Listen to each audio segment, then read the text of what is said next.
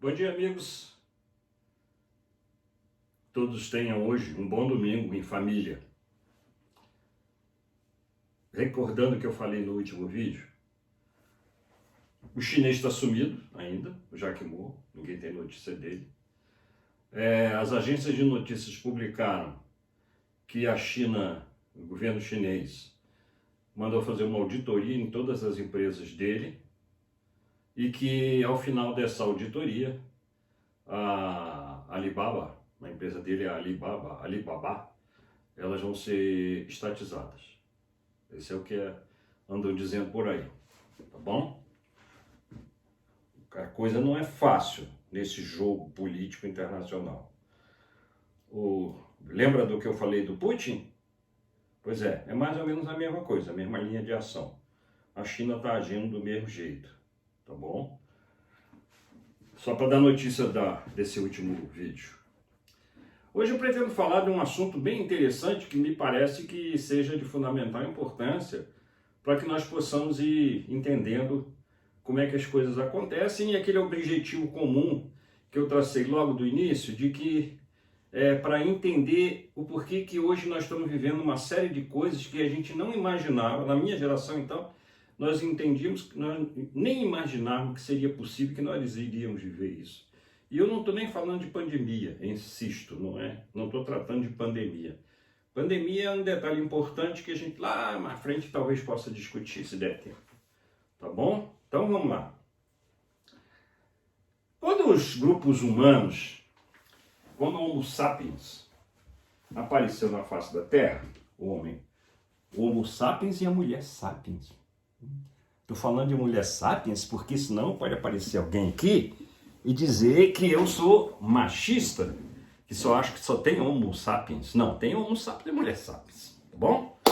Quando esse grupo humano inteligente, que manifestou efetivamente inteligência, que foi capaz de ir se adaptando às condições de vida local, esses primeiros grupos, quando apareceram, eles viviam em grupos grandes grupos, porque o grupo maior propiciava uma melhor defesa, um maior cuidado, até porque eles tinham duas grandes preocupações naquela época. Era comer e se manter seguro. Não tinha vida praticamente. Eles aproveitavam os momentos do dia que eram mais seguros para eles saírem para fazer coleta. Eles comiam tubérculos, comiam raízes, comiam insetos, pequenos animais, ovo de passarinho, filhote de passarinho, e era assim que eles se alimentavam, né? Eles se alimentavam dessa forma, coletores. Comiam aquilo que encontravam na natureza. E buscavam um abrigo seguro, uma caverna, geralmente uma caverna, né? Se escondiam nessa caverna durante a noite, né? Os predadores carnívoros geralmente atacam muito durante a noite. Então, à noite eles se recolhiam nessas cavernas. Tá? Então, a vida, né? Isso é coisa muito horrível. Mas fica imaginando como é que era a caverna dessa, né? Aquele monte de gente fedida porque não tomava banho, né? Comiam coisas pútridas, tá certo? Imagina o que era uma caverna dessa. O cheiro, de pessoal sujo, fedido, peidando pra caramba, porque comeram muita porcaria durante o dia, que era próximo do inferno. Se tem um inferno, deve ser uma caverna dessa. Eu acho que quando o cara vai no inferno, ele põe o cidadão lá numa caverna dessa lá, para ele espiar os pecados dele. Então era isso, né? As reproduções humanas naquela época, elas se davam nesses momentos. O sujeito à noite ali, eles tinham uma vista um pouco mais acurada do que nós temos hoje, muito mais acurada, e eles iam atrás das mulheres e ali não era uma coisa forçada, o sexo não era uma coisa de carinho, de amor e de paixão, porque aquelas pessoas até então, naqueles momentos, elas não tinham sentimentos, os sentimentos, elas estavam brotando os sentimentos humanos, levando milhares de anos para esses sentimentos chegarem ao que nós temos hoje, de carinho, afeto, amor, caridade, atenção, todos esses sentimentos bons, né, eles não existiam naquela época, né? Ali era cada um por si, e quando havia interesse comum, eles se juntavam exatamente para poder sobreviver, né? Não dominava nem o fogo naquela época, então era uma coisa complicada, tá bom? Bom, o tempo foi passando, lá pelas tantas, algum casal, surgiu algum tipo de sentimento entre eles. E aquele homem, né, que sempre teve o papel de protetor, ele se interessou por uma determinada mulher.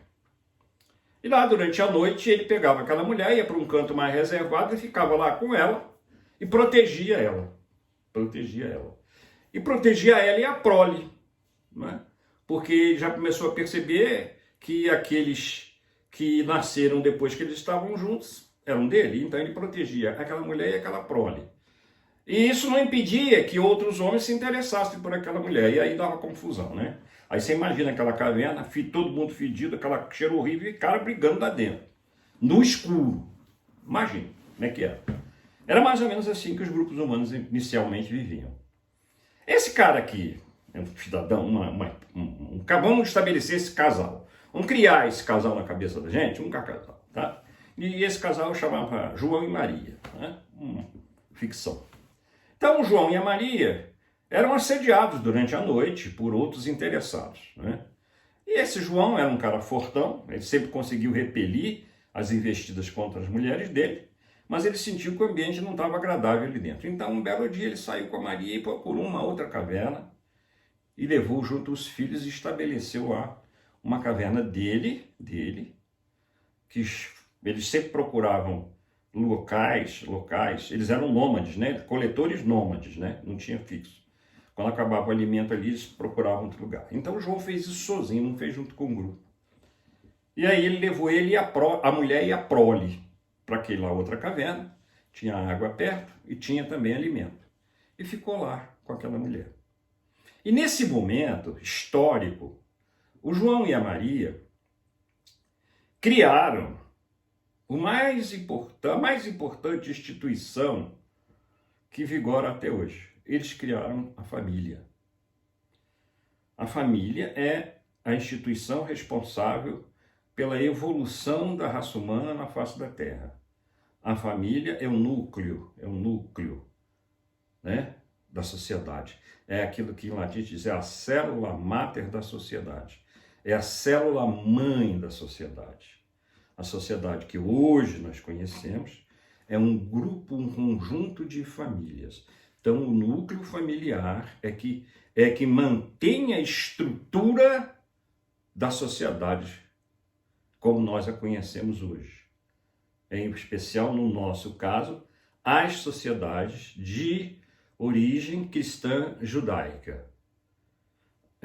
Os homens também se desenvolveram em outros lugares com a mesma orientação essa, né? Núcleos familiares, mas tem outras orientações religiosas, outros costumes, outros atos, a cultura é outra, diferente, que às vezes a gente nem entende bem, como também eles não entendem a nossa, tá bom? Mas a nossa fugiu dessa maneira, né? Quer dizer, todas surgiram assim, mas a nossa teve um outro item que foi muito mais na frente, adotar a religião, ter uma religião comum. Não é? Naqueles pequenos grupos, às vezes, eles idolatravam outras coisas. Tá? Então, naquele momento, criou-se a família e criou-se uma outra instituição extremamente importante, que foi o direito de propriedade, porque na medida em que ele estabeleceu aquilo ali, e começou a cuidar daquele local e vigiar aquele local, e depois ele evoluiu, já tinha morrido os filhos, bisnetos, trinetos, já construíram ali uma cerca para proteger, já construíram um reforço naquele abrigo, né? E aí eles passaram a ter um núcleo familiar mais forte, tá? Deixa eu acender a luz aqui, que tem uma luzinha aqui vagabunda que ela apaga, eu vou ter que comprar outra. Apaga e não acende. Então, a família e o direito de propriedade. Mais na frente vem a religião, porque foi em cima dessas três instituições, que as famílias se organizaram e deram estrutura, argamassa que sustenta a sociedade hoje. A família, o direito de propriedade, aquele lugar era dele, ele defendia aquilo como um sacrifício da própria vida, e até hoje todos nós fazemos isso. Na sua casa, e se alguém quiser invadir a sua casa e agredir a sua família, atacar a sua família, sua mulher, os seus filhos, você morre para defender. Entende? Isso é sagrado, sagrado. A família, o lar, a própria Constituição protege o lar, a casa da família. Quem morou em vila operária, eu morei em vila operária, e muitos dos que estão vindo aqui, meus amigos de infância, de juventude, também moraram em vilas operárias, né? Então sabem direitinho o que é isso, o que é uma vila operária, porque em cada casinha daquela vila tem um núcleo familiar. E as pessoas se entendem, se conhecem. E o que é comum acontecer? Na família do seu Antônio, o filho do seu Antônio casa com a filha do seu João, né? Uma outra filha do seu João casa com a filha do seu Pedro.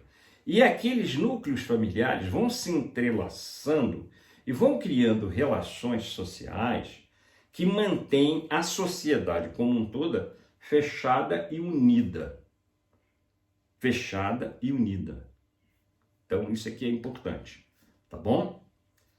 Então, fixem isso. Família, propriedade e religião.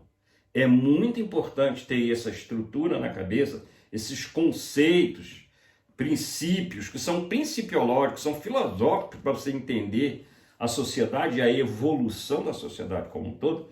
Nós temos que saber que a sociedade foi montada em cima disso. A maioria das pessoas sabe, eu estou aqui repetindo aquilo que, de um modo geral, as pessoas todas sabem. Não estou querendo ensinar nada para ninguém, não. Estou só desenvolvendo o meu raciocínio dentro de uma linha de tempo. Uma linha de tempo, né? Começamos lá, como eles se agruparam e agora aonde eles estão, tá bom? Então, para que esse vídeo não fique muito longo, tá com 11 minutos, em princípio eu não estou querendo fazer vídeos muito longos, eu vou interromper e depois eu volto com a continuidade desse vídeo, tá bom? Um bom domingo para todo mundo, que todos tenham um almoço em família, nas suas casas, com seus filhos, seus netos, só. Onde começou isso, né? Olha lá, o João que tirou a mulher lá daquela muvuca e levou para uma caverna, né? E chegamos aqui hoje. Que todos tenham um domingo muito feliz, como sempre nós gostamos de ter, o nosso sonho. O sonho do homem da classe média é ter uma casa, um carrinho, que ele possa sair e ao domingo receber a família, e já de uma certa idade, receber os netos, poder dar um almoço para aquela família dele. Esse é o sonho, ninguém quer muito mais do que isso, não. É o que nós sonhamos, que a felicidade está nisso aí. Bom domingo para todos.